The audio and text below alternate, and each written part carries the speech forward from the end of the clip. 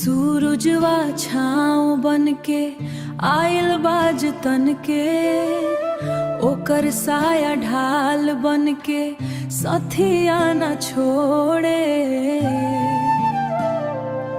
ऐसन ताकत बा ओकर मोतियो दम तोड़े।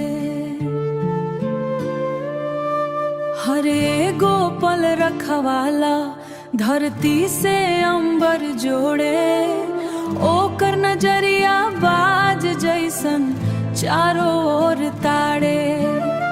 अकेले से न बन जाला वार कभू न चूके, आधी जंगल में अखाड़ा दंगल में,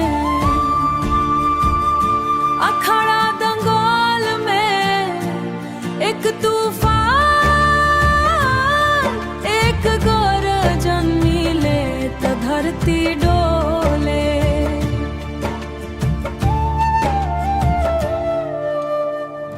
एक ज्वाला एक आंधी फैले तो सब कुछ जरे, फटकीला काँप उठे। दोस्त ऐसन जिंदगी में सभे के नसीब होखे, जैसे देहिया के सांस मिले। ऊ पैगंबर जैसन कबहू रणभेरी जैसन, एक धार और एक खंजर घात करे चुपचाप। एकदम तत्पर दुश्मन कांपे, डरियो दहशत से डरे।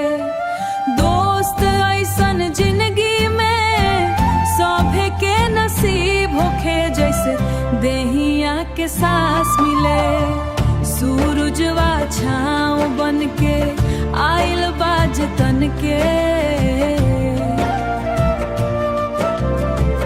ओकर साया ढाल बन के सथिया न छोड़े। ऐसन ताकत बा ओकर मौत